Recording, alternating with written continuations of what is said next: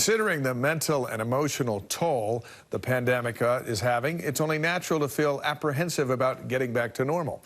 And some will need more time than others. News specialist Heather Simonson spoke with a doctor who says taking these steps will make getting back a little easier. Though Elizabeth Soria doesn't speak English, she's fluent in the worries of mothers. She fears, I would get it.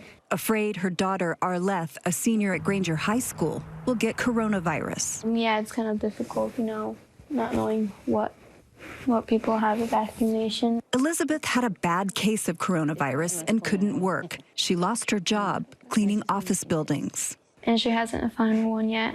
And it's kind of difficult to pay the bills and, the rent and stuff. They face very real health and economic concerns. Latinos make up 14% of Utah's population, but had the highest COVID-19 case counts among underrepresented groups, over 20%. We don't want to see our families get ill and, probably lose them, because that's really hard to go through. Because of all that worry and anxiety, Dr. Travis Mickelson, a psychiatrist, says re-entry may be emotionally challenging for many. And it might even bring up some of that grief that they have been dealing with over this last year. Arleth, a wrestler, knows COVID loss firsthand. My coach's mom passed away, and she was really close to me. Mickelson says as restrictions lift, heart-pounding anxiety is normal, but we can work through it. Sometimes that fight or flight response gets triggered when it doesn't need to. That's when it's good to remind ourselves of the things we can control that protect us, like wearing a mask or getting vaccinated. If I'm wanting to return to social situations and I'm nervous about doing that in person, I don't have to jump back into that suddenly.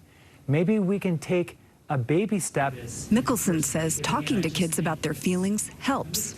I notice that you seem kind of tense or kind of nervous right now. Tell me what you're feeling. And getting that child to be able to describe the words and the language to describe how they're feeling, and then be able to really validate that. He says as a community, we should speak the language of kindness. That's why I think it's really important that we really have compassion for people around us, because we just don't know. We just don't know what other people have experienced. The future looks bright for Arleth. I'm going to Washington Big Bend Community College to wrestle, so that's really exciting. It's just going to take some time to ease back into interrupted routines. For Your Life, Your Health, Heather Simonson, KSL 5 News.